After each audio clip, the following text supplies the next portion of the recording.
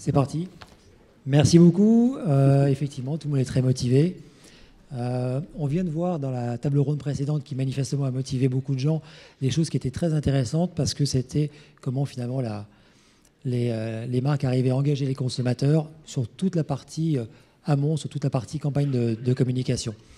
Ce qui va nous intéresser tout de suite, c'est finalement comment la marque arrive à travailler en digital, non seulement dans la partie campagne de communication, dont on peut se dire que c'est l'amont, en tout cas c'est un levier important, mais aussi comment elle va finalement gérer le parcours de conviction avec les internautes une fois qu'elle les amène sur son site.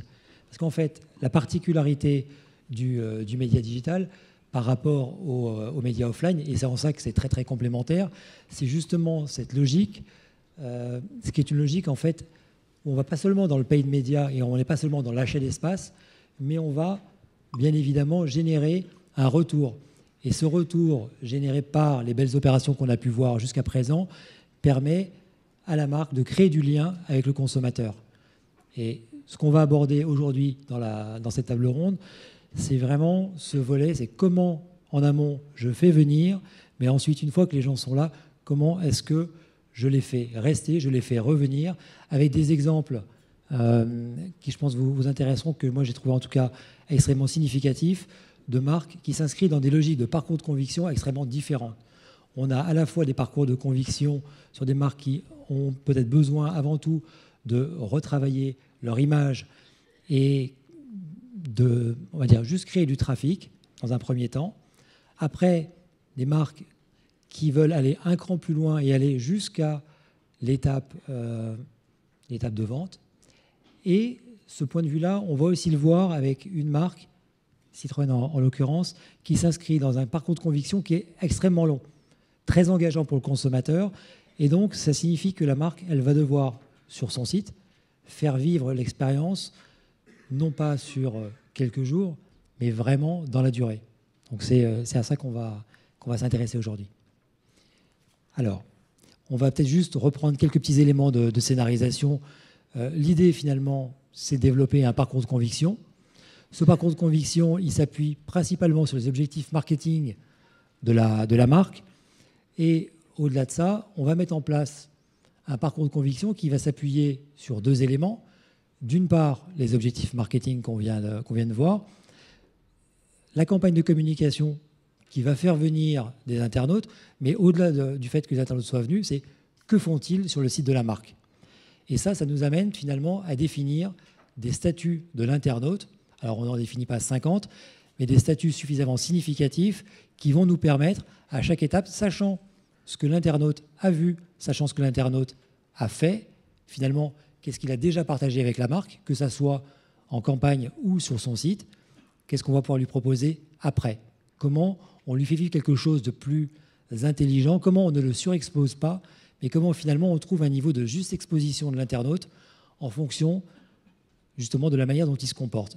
Donc finalement, un parcours qui devient non pas le même pour tout le monde, mais presque personnalisé pour chacun.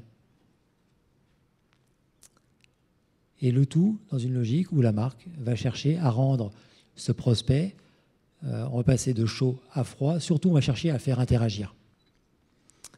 Par rapport à ça, on peut imaginer plusieurs éléments de scénarisation. En tout cas, l'élément capital, c'est le site de la marque, parce que c'est le lieu de rencontre sur lequel la marque va pouvoir créer une expérience avec son consommateur. La pub, c'est un élément important, c'est un levier de création de trafic. Quand je dis pub, on parle là de l'ensemble des éléments de pub. Et enfin, le site. Sur le site, on définit un parcours. Le parcours, finalement, il peut avoir toutes sortes de formes. On peut avoir un parcours presque idéal. Je passe une pub, formidable, ma pub a plu tout de suite à l'internaute. L'internaute immédiatement vient sur mon site. Il interagit lui-même, éventuellement en fonction, on le verra notamment avec Marie tout à l'heure, en fonction de leviers et de parcours préprogrammés en fonction de son propre comportement. Et on peut peut-être aller jusqu'au bout, quasiment jusqu'à la transaction. Mais parfois, et c'est beaucoup plus souvent le cas, on est dans une logique de parcours de conviction qui est finalement assez différent Et on est beaucoup plus dans une logique d'interaction. Peut-être que je rentre par une communication branding, peut-être que finalement c'est encore un peu trop haut pour moi, peut-être qu'il me faut une communication un petit peu plus concrète.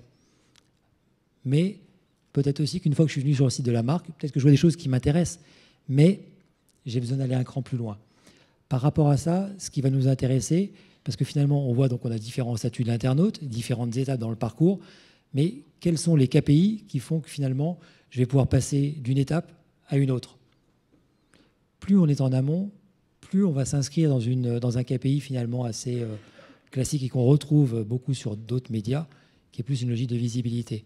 Mais en réalité, si on considère que le média Internet, c'est le média de l'échange, le média d'interaction, à ce moment-là, ce qui devient intéressant, c'est réellement la création de trafic. Donc voilà pour ce qui est des KPI. Ce que je vous propose, c'est, après ces quelques éléments de cadrage avec lesquels je pense que tout le monde est à peu près d'accord, de passer à un premier exemple, un exemple d'une campagne. Alors, oui, juste quelques éléments pour dire que, bien évidemment, ça peut se faire soit en multiples expositions, soit dans une logique où la séduction, puis la valorisation de l'offre, puis la mise en relation peuvent aussi se faire au sein d'une même exposition, parce que l'internaute est sur un site, éventuellement un site média, il va scroller, et étape après étape, on va lui présenter différents éléments, parce qu'on saura qu'il les a préalablement vus. Ça a bien été affiché, et il a passé suffisamment de temps dessus. Donc, exemple maintenant, en interaction. Thomas Cook. Pauline, l'idée, donc sur Thomas Cook, je ne sais pas si tu veux en dire un petit peu plus, sur les objectifs marketing qui étaient les tiens initialement, la manière dont ça s'est mis en place, et ce que tu mesures toi aujourd'hui. Alors, nous avions un objectif qui était à la fois tactique et business. C'était pour une grande première pour nous parce que nous lancions une campagne pan-européenne. Une campagne qui s'inscrivait énormément dans le user-generated content. Donc, il fallait vraiment qu'on casse en fait la barrière entre nous, la marque, et le consommateur. On voulait créer un maximum d'interactivité et on voulait même que nos clients et prospects potentiels interagissent avec nous pour devenir demain les acteurs, les ambassadeurs de notre marque. Donc, on a été voir Pixie Media pour en fait travailler ensemble sur deux grands projets. Le premier qui était le projet de campagne de pub. Et on a particulièrement apprécié en effet les différents formats gérés par la régie publicitaire de Pixie. Et ensuite, on a créé aussi ensemble une plateforme de partage de selfies qu'on a trouvé absolument extra et qui d'ailleurs devrait faire des petits peut-être dans d'autres pays européens. Pays. En fait, l'idée que tu avais, c'était effectivement retravailler en profondeur l'image de la marque, gagner en proximité, rajeunir aussi. Rajeunir la cible. Et donc, par rapport à ça, tu es venu avec un nouvel axe de création qui changeait radicalement avec ce qu'était la communication de la marque jusqu'à présent. Et l'idée, c'était comment finalement on arrivait à créer ce lien et aller un cran plus loin avec le consommateur. Ouais. On va peut-être regarder quelques éléments qui vont vous permettre de voir un peu la démarche. On commence en fait avec un format qui fait la part belle véritablement à la vidéo, donc un format de type push-down, avec potentiellement la possibilité de créer du lien, mais ce n'était pas le KPI principal sur cette... Là, on était vraiment dans une logique avant tout de visibilité. Ouais, et de faire en sorte que les gens puissent voir la vidéo qui est, c'est vrai, tournée avec, en plus des GoPro, donc il y a le côté très immersif et très proche avec la vidéo, très proche du consommateur. Voilà. Ensuite, on revient auprès du consommateur. Donc, parmi les consommateurs, et si on revient sur le parcours, les différentes hypothèses de parcours qu'on a évoquées juste avant, on a une partie des consommateurs qui, dès la première exposition, sont venus. Ce n'est pas le cas de tout le monde. Donc là, pour ceux qui ne sont pas revenus, qui ne sont pas déjà venus sur le site de la marque, on les réexpose avec un format qui reste un format qui va mixer visibilité et création de trafic pour maximiser cette logique d'interaction et faire interagir le consommateur avec la marque. En l'occurrence, là, ce qu'on avait cadré ensemble, c'était un principe de communication dans lequel l'interaction se faisait non pas directement sur le site de la marque, mais sur un univers dédié. Ouais. On peut tout à fait imaginer également que la création de trafic se fasse sur le site de la marque. Pour autant, les informations sur les internautes touchés, tout le tracking permet, campagne après campagne, soit de réexposer des gens qui n'ont pas été jusqu'au bout du parcours, soit bien évidemment d'aller exposer des gens qui ne l'ont pas été ou insuffisamment pour les faire progresser dans le parcours de conviction. Pour autant, là on en est plus à un stade de, je dirais, valorisation de produits, Ouais. également de mise en relation avec la marque, Ouais. de proximité. Il y avait une étape supplémentaire parce que derrière, il y a une logique qui est une logique business. Si tu veux en dire peut-être un mot en plus. Alors sur ce jeu concours, on a été assez surpris parce que au début, on n'avait évidemment pas de participation, on avait mis nos propres images et au final, les consommateurs se sont eux-mêmes appropriés le jeu concours et on a eu pas mal de participation. Il se trouve qu'en fait, les photos ont été en général bien castées, elles ressemblaient énormément aux photos qu'on avait mis nous-mêmes. Donc c'était la bonne surprise. Voilà, on va pouvoir avoir le matériel brut pour notre prochaine campagne parce que c'est du vrai. Sur les prochaines campagnes, on aura des vrais consommateurs qui seront les ambassadeurs de la marque. Oui, tu disais tout de suite justement les ambassadeurs. Ouais. Finalement, c'est un petit peu ce que chaque marque recherche. Là, on n'est pas seulement d'ailleurs dans la recommandation à un ami, on est un peu dans le stade ultime de la recommandation puisque c'est des gens qui finalement sont prêts à s'engager pour représenter à nos côtés la marque. Ouais. Exactement. Bon, félicitations. Très bien. On va regarder un autre exemple qui nous tient vraiment à cœur, qu'on a trouvé très, très intéressant. C'est le travail qui est fait vraiment en profondeur par Schneider Electric. Alors, Claire, une fois plus, je suis vraiment désolé. Ouais, je vais vous parler de Schneider Electric. Ça va être moins rigolo que Durex, forcément. C'est vrai que Schneider Electric, comme ça sonne pas... oui, ça sonne, on va dire, ça sonne allemand.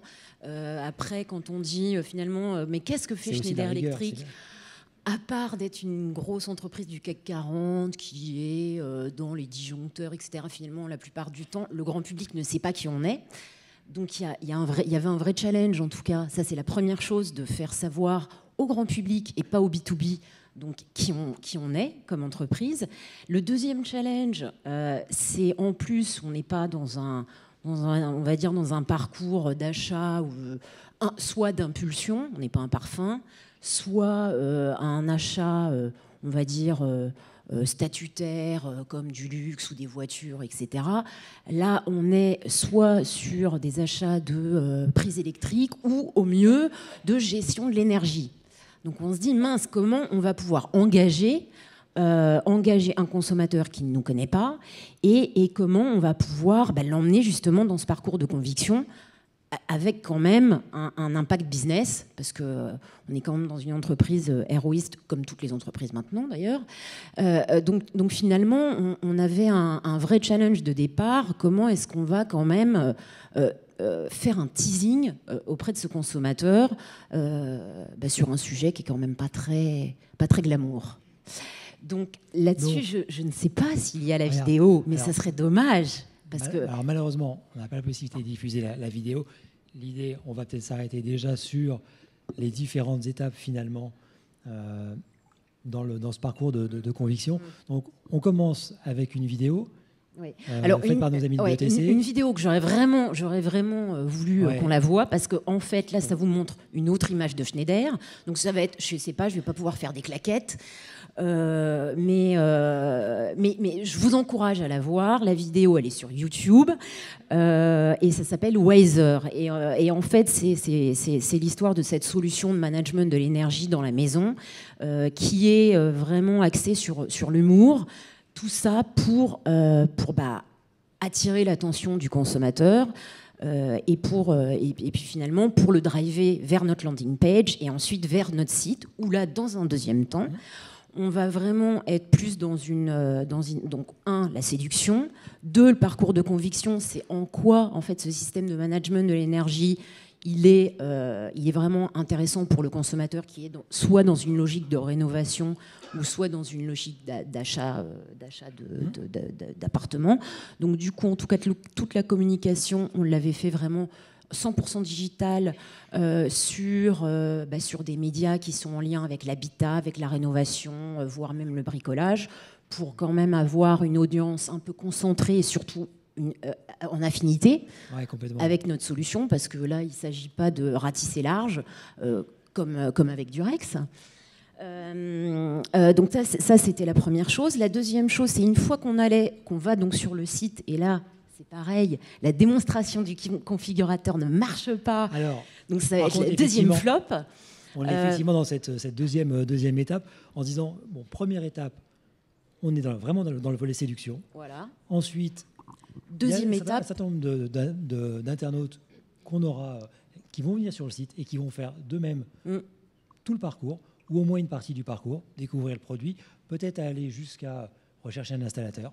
Alors déjà, avant, il y a la phase vraiment de configurateur de la solution, parce que c'est vrai qu'encore une fois, c'est une solution qui est un petit peu complexe, qui est un peu technique. Du coup, et c'est vrai que le management de l'énergie, on en entend beaucoup parler, il y a beaucoup d'intervenants sur le marché. En revanche, le consommateur est un peu perdu par rapport à toutes les solutions qui s'offrent à lui. Donc là, on avait mis en place un système de configurateur en fonction de 6 questions.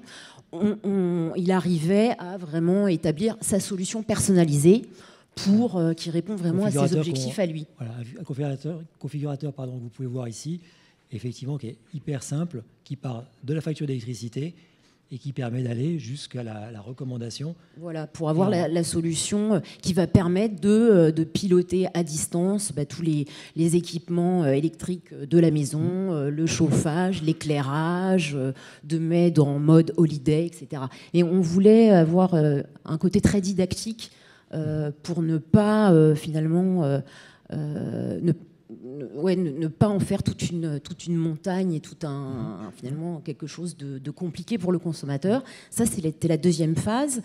Ensuite, la troisième phase, donc une fois qu'il avait répondu et que le configurateur avait donné donc la personnalisation, là, automatiquement, il était en lien avec un installateur, puisque c'est quand même plus facile de faire installer ça par un électricien que soi-même. Et du coup, dans notre parcours de lead, on a mis en place tout un pilote pour vraiment récupérer tous ces leads et les transférer en opportunités, parce que le but, c'est vraiment de vendre. D'autant plus qu'on les perd, puisque là on est dans du B2B2C. Donc on perd le consommateur. Par rapport à ça, est-ce que tu peux nous en dire un peu plus sur les KPI que tu retiens à chaque niveau? Alors le premier KPI, c'est évidemment le nombre de vidéos vues, donc ce qui avait été plutôt pas mal, parce que je me souviens, sur la France, en 15 jours, on était arrivé à 1 million de vues. Donc, ce qui est quand même plutôt bien pour une marque qu'on ne connaît pas, sur un sujet qui est quand même pas non plus extraordinairement... Et donc, avec une vidéo qu'il faut pas absolument très virale, on va dire. Donc ça, c'était plutôt pas mal. Ensuite, le deuxième KPI qu'on traquait, c'était tous ceux qui avaient qui avaient utilisé le configurateur pour vraiment arriver à, voilà, votre solution, c'est ça. Et le troisième KPI, c'était le lien avec l'électricien qui est certifié par Schneider et qui fait partie de notre CRM. Donc, du coup, voilà, ça c'était les 3 liens, sachant qu'après l'opportunité finale, les ventes, on avait quand même du mal à connecter vraiment ces ventes avec le passage avec l'électricien. Oui. Parce que là, on perd des infos et on est encore en train d'améliorer, mais on n'a pas trouvé encore la solution. C'est le next step. C'est le next step. Merci beaucoup. Donc on vient de commencer déjà à aborder la dimension finalement sur le site. Comment est-ce que tout ça se passe? Comment est-ce que ça s'orchestre? C'est vrai qu'il y a une vraie vie sur le site, avec une logique donc de parcours de conviction, parce que finalement cet internaute, je l'ai fait venir, comment je continue à le faire avancer. Est-ce qu'on est dans une dimension d'éditorialisation? Comment est-ce qu'on nourrit la relation sur la durée?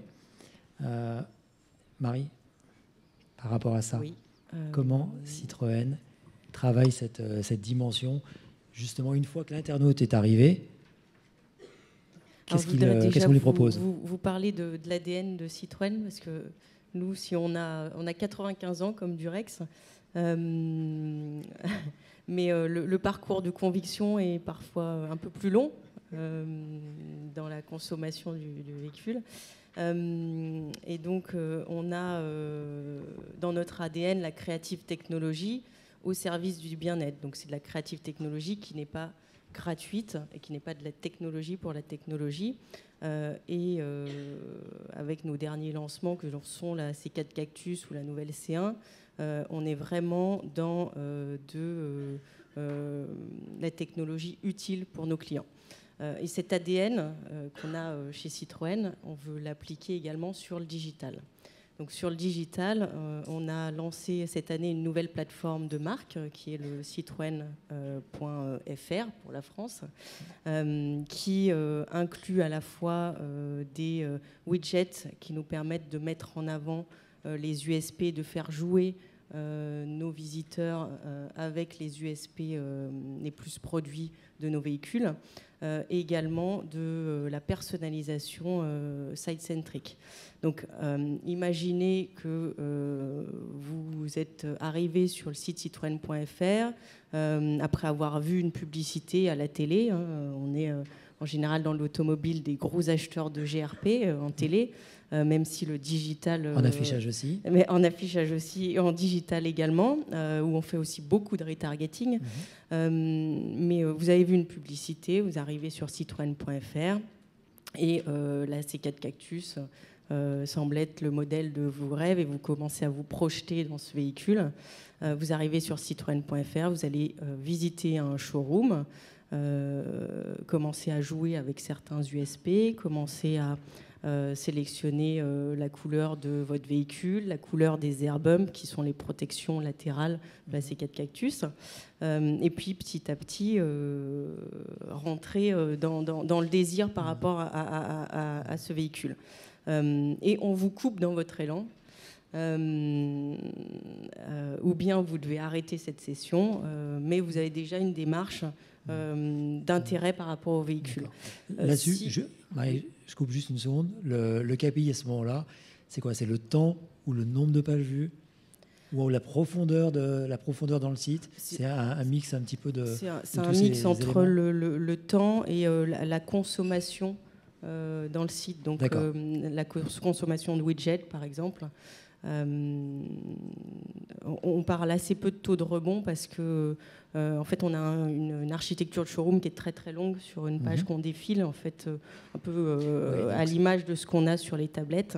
Donc on est sur une navigation assez longue, donc le taux de rebond fait pas sens parce qu'a priori s'ils trouvent ce qu'ils veulent, ils sont sur cette page de showroom. Par contre, s'il a passé du temps, donc le critère temps, est un critère et déterminant. s'il a joué avec le color selector, s'il a joué avec le widget de découvrabilité de la C1 Airscape, qui est une petite voiture découvrable, c'est important pour nous. À ce stade-là, on est dans, je dirais, de l'intérêt et du désir pour le véhicule. S'il revient 2 jours plus tard sur citroën.fr, il va avoir une expérience complètement personnalisée. Donc, il est reconnu. Automatiquement, on lui propose à ce moment-là. On lui propose. Il revient à quel stade? Il revient à un stade déjà un petit peu avancé? A priori, on se dit qu'il est déjà avancé, donc on va lui proposer soit une configuration, s'il a pris du temps pour visiter nos showrooms il y a 2 jours, ou bien s'il a déjà configuré son véhicule, on va le pousser vers une demande d'essai ou de véhicule ou une demande d'offre commerciale. Donc ce qui est important, c'est que chaque nouveau visiteur et chaque ensuite returning visitor sur le site, à peu près 50%, va avoir un score. En fonction de ce score, on va lui proposer un parcours différent et plus adapté. C'est un score de maturité. C'est ni plus ni moins ce que font les retailers depuis des années. Quand vous allez sur Amazon et que vous avez dû passer du temps sur un bouquin ou pour chercher un bouquin ou un CD ou des couches Pampers, mais que vous avez été coupé dans votre parcours et que vous revenez le lendemain, on va vous pousser ça. C'est quelque chose que ces modules de perso on-site, je pense que c'est quelque chose d'assez novateur chez les gros annonceurs. On s'est tous engouffrés dans le retargeting depuis des années, avec les limites du retargeting qui sont le tracking au dernier clic. Et puis un niveau d'exposition, en tout cas publicitaire, qui finit par être... qui risque de faire saturer l'internaute. il faut qu'on arrive à combiner, je dirais, un retargeting publicitaire avec un bon retargeting, une bonne personnalisation. Finalement, un niveau de juste exposition On-site. et non pas une surexposition, et ensuite une expérience on-site qui soit qualitative, adaptée à la maturité du parcours de nos prospects et de nos clients. D'accord. Alors ça, c'est le volet Citroën, finalement, analyse ce que font ces internautes pour aller un cran plus loin. Mais alors, on peut presque retourner les choses dans le sens, parce que finalement, Citroën donne aussi la possibilité aux internautes de donner leur avis pour aller un cran plus loin, à la fois dans une logique de meilleure connaissance de l'offre, donc un retour sur information de la marque, mais aussi finalement à la fois pour fidéliser et peut-être mieux informer les prospects. Est-ce que vous pouvez nous dire un peu plus de cette démarche complémentaire ? Tout à fait. Alors Pierre, tout à l'heure, parlait de la première règle, qui était la règle de transparence. Et pour nous, c'est quelque chose d'ultra important pour gagner la confiance de nos clients. Et donc, comme gage de transparence que Citroën a mis en place cette année, c'est Citroën Advisor, qui permet à chacun de nos clients qui aurait acheté un véhicule neuf ou qui serait passé en concession ou dans un garage pour une réparation, de noter son point de vente. Donc c'est assez révolutionnaire là aussi, puisqu'on donne complètement la parole à nos clients et ça permet à des prospects potentiels d'aller choisir le bon point de vente pour acheter sa Citroën. C'est souvent un moment de stress dans le moment automobile, le passage en concession pour acheter un VN, un véhicule neuf, ou bien le passage dans un garage. C'est souvent très stressant, encore plus pour les femmes, je pense. Donc ce Citroën Advisor doit nous permettre d'être demain la marque la plus recommandée de par la transparence qu'on apporte dans le service. Que la marque apporte à ses consommateurs. Donc Citroën Advisor, c'est en ligne depuis 6 mois en France. On a 350 points de vente qui sont notés, quasiment 3500 avis. Déjà. Donc il y a 2 types d'avis, le type d'avis pour l'achat d'un véhicule neuf et les avis pour le passage en garage, en après-vente. Le rating est entre 4 et 5 pour l'achat d'un véhicule neuf, plutôt entre 3 et 5, entre 3 et 4 sur 5 pour le passage en après-vente. D'accord. Derrière ces informations, l'idée pour la marque, c'est de les utiliser de quelle manière dans une logique, on l'a vu, peut-être de fidélisation, d'aide à la décision presque. Alors, l'avis client, c'est une chose. Ce qu'il faut surtout, c'est que quand un client se plaint et n'est pas content, il faut lui répondre. Et donc, Citroën Advisor est aussi là pour ça. Et on sait que dans la démarche automobile, 50% des gens qui sont mécontents d'un service et qu'on rappelle derrière deviennent ensuite advocates de la marque. Donc on est vraiment dans une démarche aussi de résoudre le problème et de reséduction. Donc j'avais une petite vidéo, mais je pense qu'on n'a pas déroulé la slide sur Citroën Advisor. Si on peut me faire juste signe, si on peut la diffuser. Je pense que c'est intéressant pour en comprendre le fonctionnement. Clémentine. Ils vont essayer, ça arrive en régie, bougez pas.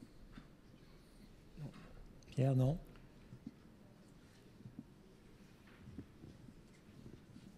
Ah. Non. Je sais pas. Est-ce que vous avez des questions par rapport à ce qu'on a évoqué jusqu'à présent pour nos intervenants? Je pense qu'il y a des cas de figure qui sont finalement assez différents.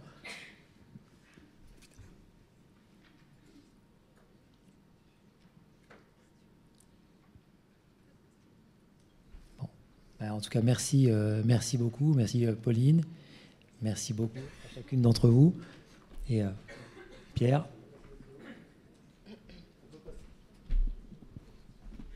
Vous pouvez passer la vidéo en régie, vous l'avez?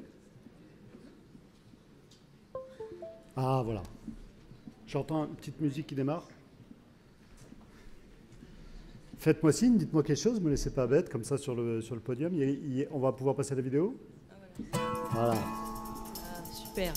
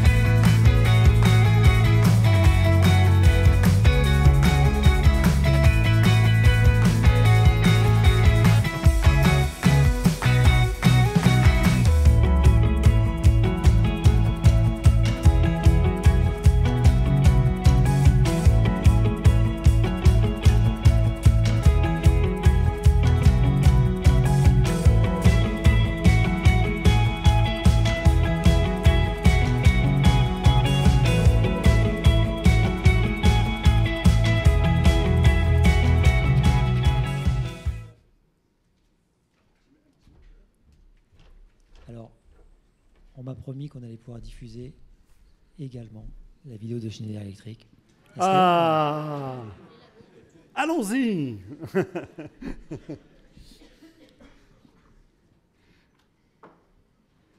Allez, la vidéo Schneider juste avant le petit break network qu'on vous invite à faire. Oui, vous avez vu, à chaque fois, il y a un petit moment là pour démarrer les vidéos. Et voilà. C'est parti. Une famille bien allumée.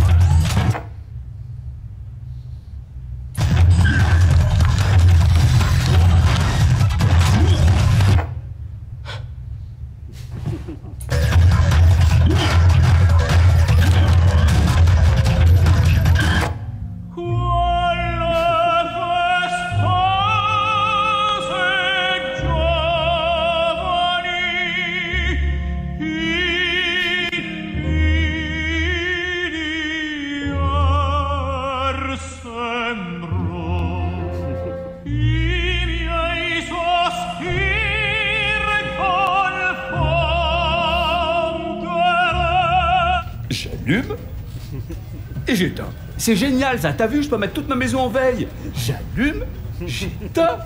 Oh, je peux faire ça toute la journée. Et j'allume. Hé Luc, viens voir ça. Avec Wiser, piloter votre maison à distance n'a jamais été aussi facile.